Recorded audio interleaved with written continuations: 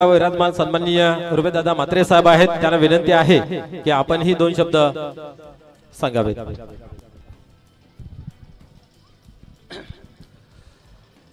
हुतात्मा दिन व पशुसंवर्धन मेळावा या कार्यक्रमासाठी उपस्थित असलेले आपणा सर्वांचे गुरुवर्य आदरणीय चिंतामणी महाराज, नगरसेवक सन्माननीय सुमितजी पाटील, नगरसेवक राम पाटील, माझे मित्र सहकारी सन्माननीय अरुणजी पाटील, सन्माननीय बालकृष्ण ठाकरे साहेब, सन्माननीय प्रेमनाथजी वडोलकर, सन्माननीय जिल्हा परिषद सदस्य गणेशजी गुळवी, सन्माननीय यशवंतजी सोरे साहेब, पंचायत समिती सदस्य सन्माननीय निलेशजी गुरव, बीजेपीचे सन्माननीय जिल्हाध्यक्ष रवी सावंत, ओम मुकादम, साईनाथजी पाटील, सन्माननीय डॉक्टर केने साहेब, मंचावर उपस्थित असलेले सर्वच मान्यवर आणि या मेळाव्यामध्ये उपस्थित असलेले सर्व तरुण बंधू आणि खऱ्या अर्थाने या मेळाव्याला यशस्वी करण्याचं काम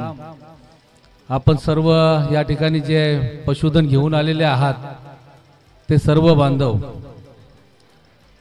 खरं तर या कार्यक्रमाला मी पोहोचेन की नाही अशी मला थोडीशी भीती होती, कारण मी मंत्रालयात होतो आणि तिकडे निघाल्यानंतर वारंवार फोनवर संपर्क चालू होता की किती वेळ कार्यक्रम चालेल, म्हणजे मला पोहोचता येईल, पण मी नसीब या ठिकाणी पोहोचू शकलो।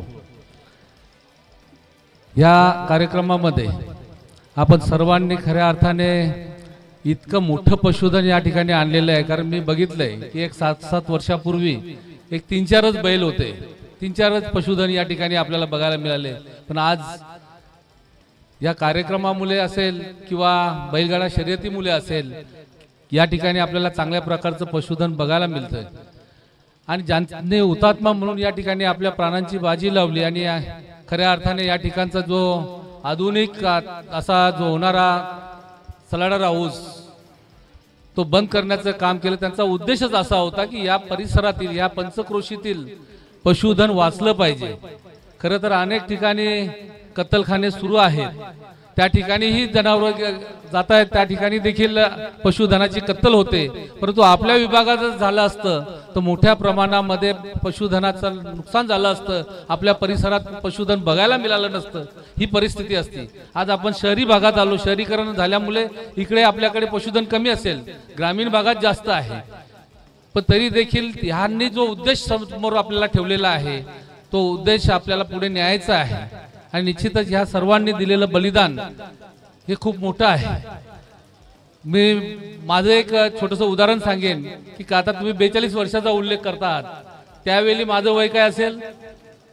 42 वर्षापूर्वी एक 10 वर्षाचा मी असेन आणि त्यावेळी माझ्या घरामध्ये ह्याच दिवशी थोडीशी रडारड सुरू होती आणि रडारड यासाठी होती की आमच्या घरी त्यावेळी रिक्षा घेतली होती आणि ती फ्रंट रिक्षा असायची तेव्हा, आणि नवीच रिक्षा घेतलेली आणि ती रिक्षा ह्या कत्तलखान्याच्या जो काही या ठिकाणी झालेला संघर्ष होता त्या संघर्षामध्ये ती रिक्षा जळाली होती, म्हणून आमच्या घरी रडारड होती।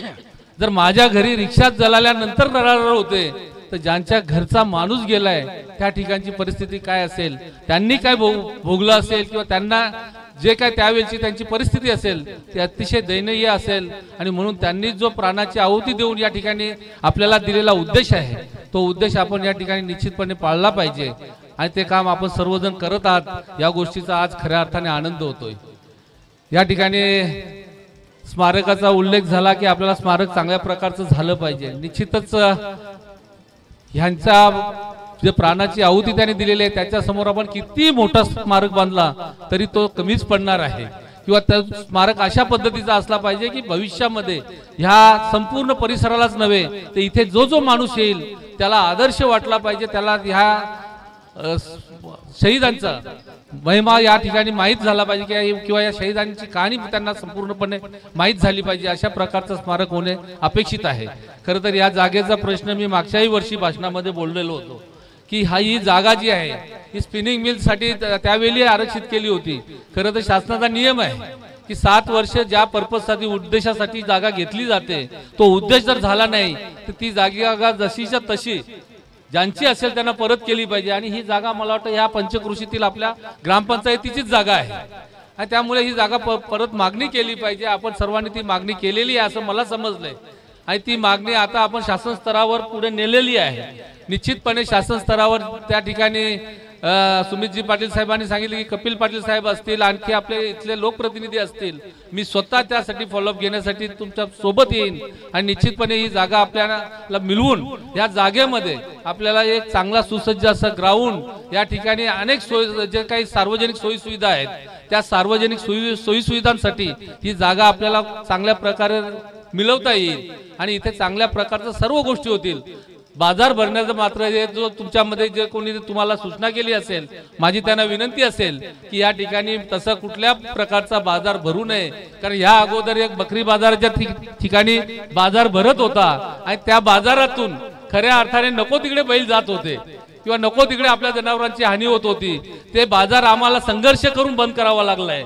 आता इकडे तशा प्रकारचा बाजार नको, आपण निश्चितपणे आपला पशुधन टिकावा यासाठी ग्रामीण भागामध्ये जे काय आता सरळ गाव आहे किंवा आपला मसाची यात्रा असते, अशा प्रकारची कुठे चांगली मोठी यात्रा असेल त्या ठिकाणी तो प्रयोजन करावा आणि त्या ठिकाणी फक्त शेतकऱ्यांनाच ही जनावरं विकली जातील याची आपण सर्वांनी काळजी घेतली पाहिजे। नाहीतर आपली जनावरं नको तिकडे जातील, कारण बरेचसे महाभाग आपल्यामध्ये पण देखील आहेत की ते बैल आणतात, चांगलं त्यांना चांगलं बनवतात, परंतु जेव्हा विकायची वेळ येते चांगला भाव मिळतो म्हणून नको त्या लोकांना विकला जातो आणि ते बैल कुठे जातात हे तुम्हाला सर्वांना माहित आहे।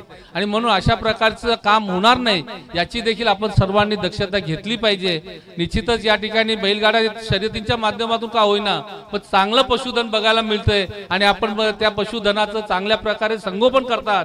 मी तुम्हा सर्वांचं या ठिकाणी मनापासून अभिनंदन करतो। या स्मारकासाठी प्रत्येकाने आपापल्या परीने देणगीचा देण्याचा निश्चितपणे केलेला आहे। आपण जागा सिलेक्ट करा, त्या स्मारकाला काही कमी पडणार नाही याची ग्वाही या संपूर्ण व्यासपीठाच्या माध्यमातून मी देतो।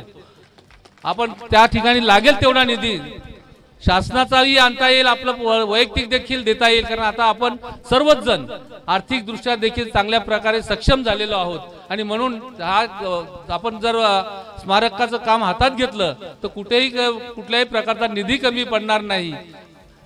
आपण फक्त जागा सिलेक्ट करा, ह्या जागेचा देखील जो काही निर्णय लागेल लवकरात लवकर लावण्याचा आम्ही सर्वजण प्रयत्न करू। त्या ठिकाणी शासन दरबारी पाठपुरावा करण्याचं काम आम्ही सर्वजण करू आणि निश्चितपणे ही जागा आपल्याला मिळेल। त्यातून किंवा त्यापेक्षा दुसरी जर ग्रामपंचायतची जागा असेल की त्या ठिकाणी आपल्याला स्मारक बांधता येईल तर आजच तुम्ही सर्वजण या ठिकाणी मला वाटतं गोडसेचे सरपंच आहेत, सामद्याचे सरपंच आपले आहेत, भिनारचे सरपंच इथे सर्वच परिसरातील सरपंच आहेत। आपण सर्वांनी एक जागा सिलेक्ट करा, निश्चितच चांगल्या प्रकारचं स्मारक होईल आणि या शहीदांचा जो त्याग आहे, जो बलिदान आहे तो सर्वांपर्यंत पोहोचवण्याचं काम आपण सर्वजण करूया। पुन्हा एकदा मी सर्वांचं अभिनंदन करतो। मला या ठिकाणी आपण बोलवलं, जो सन्मान केला त्याबद्दल मनापासून आभार व्यक्त करतो आणि थांबतो। जय हिंद, जय महाराष्ट्र। खूप खूप धन्यवाद साहेब। हुतात्मा दिन पशुसंवर्धन मेळाव्यासाठी